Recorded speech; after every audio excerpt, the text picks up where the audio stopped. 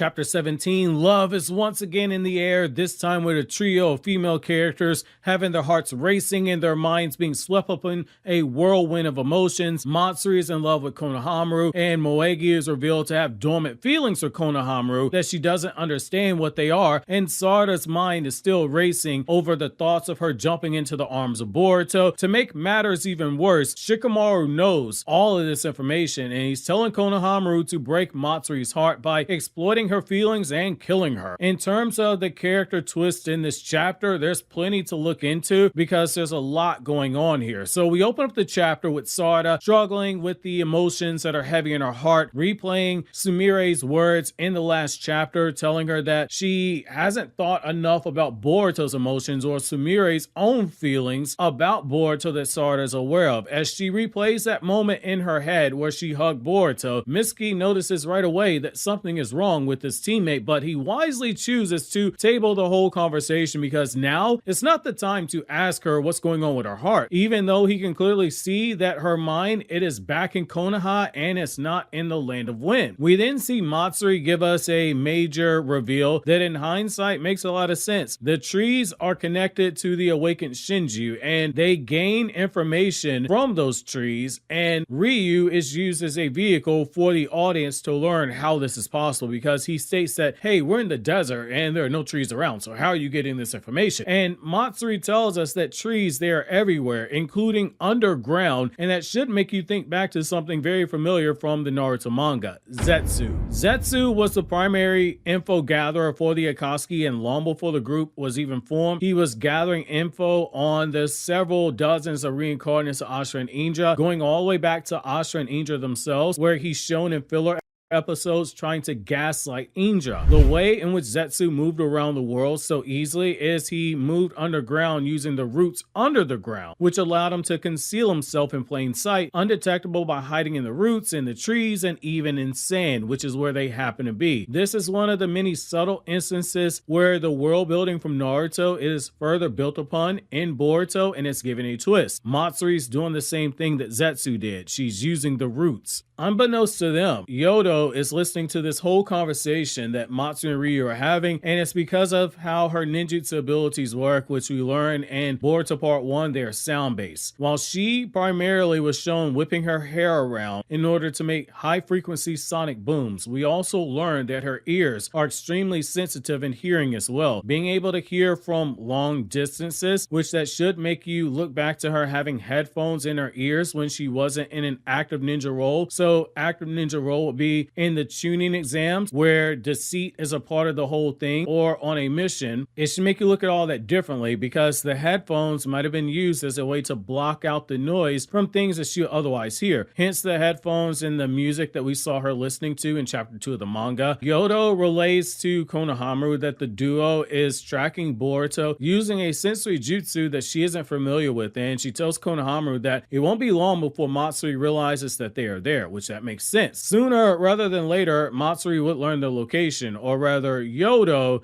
is assuming that this is the case given how much she doesn't understand about Matsuri's power. They have to assume that they won't be able to sneak up on her without a distraction, which leads to Konohamaru taking charge of the situation. Everything up until that point, it is lined up with the information that Shikamaru has given him, and as he begins to go into action, he too notices what Mitsuki did, which is that Sarada is extremely distracted because her mind is still going over what happened in the last chapter with class rep and replaying why she was hugging Boruto inside of her mind, which leads to Sarada getting called out by Konohamaru, and she quickly says that she'll be ready to fight when the time comes. We then learn that the reason for that battle that is coming is all because their goal is to retrieve the Thorn Soul Bulb that comes from taking down Ryu, because getting the Thorn Soul Bulb and returning it to the tree where the original person is sealed away inside of, it will restore them back to normal. This leads to a fight between Yodo and Araya, who warns her to not do anything reckless in her attempt to rescue Shinki. The passionate response out of Yodo when it comes to rescuing Shinki gets Sarada's mind completely out of her own emotional turmoil, and the expression on her face implies that she's coming to understand what Yodo herself is dealing with in terms of the pressure and confusion as she is, potentially with Yodo having feelings for Shinki. After Yodo tells Konohamaru that this is just normal for them to fight in this manner, Konohamaru Konohamaru wants to make sure that everyone understands their assignments for this mission. It's a divide and conquer plan. It's at this point that Matsuri, she notices Konohamaru as he, Sarada, and Mitsuki begin walking down the sand dunes to meet them, and hidden in plain sight are Yodo and Areya as they wait for their moment to reveal themselves. Konohamaru tells them that they are tracking Boruto's location, and when Ryo sees them, he defers to Matsuri's command because she is the older of the two. But this is where it gets really interesting. Matsuri, she is falling completely in love with Konohamaru, blushing hard with dilated pupils as she meets Konohamaru's eyes, and she can't even bring herself to look at Konohamaru in the face any further, telling Ryu that he's to take over from this point onward. This takes us back to Shikamaru's conversation that he had with Konohamaru just prior to the team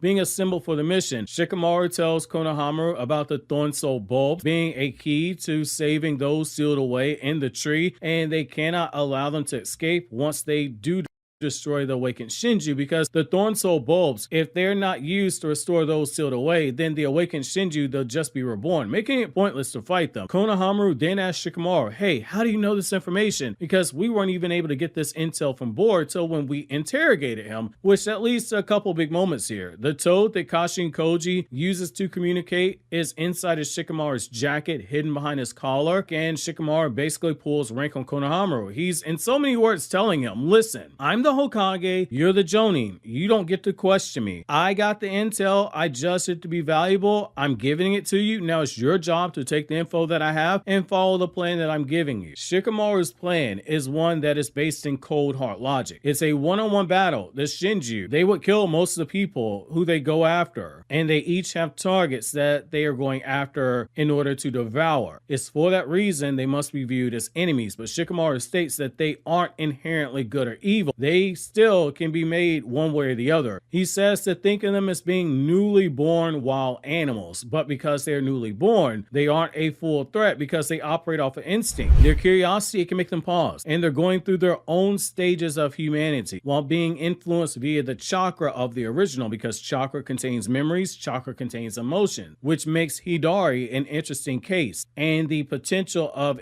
an Itachi figure rising up inside the awakened Shinju, namely Hidari, is something very much real, and something that you have to keep your eyes on moving forward. This is a bit of a departure from what we had in Boruto earlier, and this is something that is a lot closer to what we had in Naruto. In Boruto, the villains in part 1 especially, they were designed purposely to be pieces of trash. They weren't meant to be someone that you felt sorry for. You didn't feel sorry for Momoshiki, you just knew he was evil. The same with Jigen, Shojoji, and Ishiki. They were trash who did not have these sobbing backstories. They were evil for the sake of being evil, which was the story reflecting on a harsh truth about humanity, which is that among us, there are people who walk among us who they can't be redeemed. For every character like an Owl or a Kawaki who showed bits of good side of humanity where they could be redeemed, we had several monsters who were beyond saving at the point that you met them. You just knew on an instinctual level, hey, these guys, they got to be destroyed. What we're getting at here is that the awakened Shinju, their instincts are to devour humans, but they're in that funky space where they can either go left or right depending on the circumstances they find themselves in. It's because of that information you have a window to destroy them, because the moment they can act off instinct without giving a second thought, you're essentially done. They're slowly being presented as being like the Naruto villains, where one thing happens and they fully embrace their villain saga, but unlike Naruto villains who weren't fully evil in nature, these Shinju at the basic level still want to destroy humans by eating them, which leads to Konohamaru saying, at the end of the day, we still have to kill them. So why tell me this information? It changes nothing. The reason is that Shikamaru wants to exploit their curiosity about humans and them being so young in nature. He wants Konohamaru to lead Team 7 to bond with these Shinju, become their friends, and then they kill Ryu and Matsuri. He's saying it's an underhanded tactic, one that Naruto would definitely never agree with, but he says, listen fam, I'm not Naruto, and I don't really care what Naruto would have approved of. From a coldly logical perspective, this gives them the best shot at victory, in theory, and it just makes you go back to how Kawaki and Shikamaru's relationship appeared to change during the time skip when we see how Kawaki was behaving towards Shikamaru in chapter 1 or 2 Blue Vortex very honorably. Now we see why there was a switch. It wasn't just that Shikamaru's memories of hating Kawaki are now transferred to Boruto. Kawaki at his core, he is a consequentialist. As long as the desired results are reached, who cares what the costs are and who cares what moral lines you have to cross? That's basically the approach that Shikamaru is taking as Hokage. Whereas Naruto would care about those moral lines, Shikamaru says, I don't care. This is someone who Kawaki could have vibed with. And we see it with Konohamaru that he's not fully comfortable with this approach. He's more comfortable with the one that Naruto would have took, which is, as Shikamaru said, for the sake of humanity's survival, this is the only way. It's underhanded, but it must be done. We then jump back to Konohamaru approaching the duo, and we see Konohamaru bearing his displeasure at what he's about to do by extending a peace offering. He basically says, they're both after Boruto, so why don't they work together? And the whole time Konohamaru is speaking to Ryu, Matsuri is hiding behind Ryu's back, unable to look at Konohamaru fully in the eyes, and she's blushing like crazy, all while Yodo monitors the situation from afar undetected. Unfortunately for Boruto, as they begin working together, Mitsuki has found one of the metal pieces that Boruto uses for teleportation, which confirms the intel that Matsuri had that the toad they killed belonged to Boruto. However, the problem for Boruto is that in just that one short battle, Mitsuki has already broken down how Boruto uses flying Raijin to teleport, whereas Minato would use seals, undetectable seals at that. Boruto uses specific pieces of metal, physical pieces of metal, and Mitsuki was able to figure that out on his own during that short battle, and it speaks volumes to the type of shinobi that being a clone of Orochimaru has made him. And it just goes back to a common theme from Naruto. Your special move jutsu that is supposed to be something that you never use too many times in battle against the same person or in front of too many people, because like Itachi told to Naruto, every jutsu has a weakness, and as Tsunade told to Sakura when she trained her, skilled shinobi are aware of this, and they try to hide their weaknesses in their jutsu as they fight. They camouflage them, but extremely skilled shinobi are always able to break down the weaknesses even if they aren't taken out very quickly. Mitsuki is still very young, but he is in a very high class of shinobi. As Konohamaru begins to speak to Matsuri, who is now so red in the face that she can't even breathe properly, and she's got her hand on her chest to try to steady her breathing, Sarada and Mitsuki get Ryu to leave with them under the belief that they'll work better by splitting up from each other. And this is where we see why Kashin Koji's plan is the way that it is. It's to split up the two Shinju to keep them from fighting together, which is smart. One will be caught up in her feelings where she's feeling so wet at the sight of Konohamaru that she does not see the Rasengan coming until it's too late. The other is going to be a victim of a good old-fashioned handicap match where everyone just jumps on top of him and they beat the brakes off of him. However, for as simple and as brilliant as his plan is, it does come with some risk. Ryu reveals that his instincts were to just slaughter every ninja that he ran into, but Jura told Ryu and the other Shinju that they weren't able to harm any of the ninja inside of Konoha that they meet. Basically, that they are off limits now, which is basically something we can thank Shikadai for leaving such a strong impression on Jura. His actions during that skirmish where Jura wanted to capture Himawari,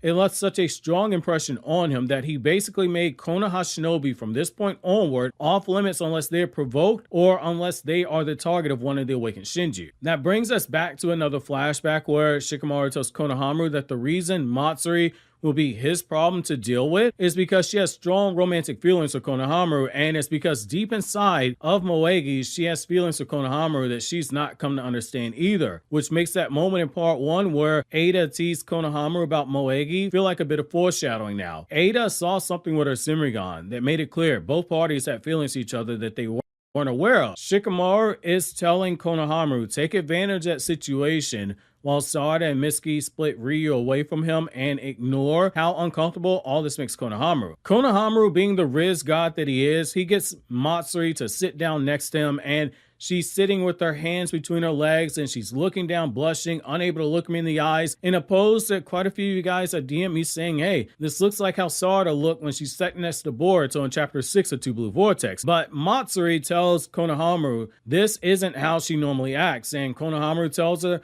hey, what you're feeling is completely natural, just relax. Somewhere in Ninja Heaven, Asuma, he's smiling as he's watching Konohamaru riz up Matsuri the same way he rizzed up Kurenai on the night that they conceived Mirai. And then 9 months later, the big homie Hidan stepped up, helped him skip child support payments for having a child outside of wedlock. Meanwhile, as this is going on, the toad that has been placed behind Ada's hair, it instructs her to look in on what's happening in the Sand Village, and when Ada gets worried about Mamushi, Kashin Koji tells her, hey, he should be at their hideout, so don't worry. Now, seeing some people confused as to why he's having Ada look to see what's going on in the present, because they're going, hey, he's got 10 direction, so he can see the future. So why does he need to know what's currently going on? Because he should know. Plot hole. It's not a plot hole. So let's clear that up right now. Like on this video that helps Mamoru make more juicy content for his viewers. Activate the cheeky little bell, and I'm out.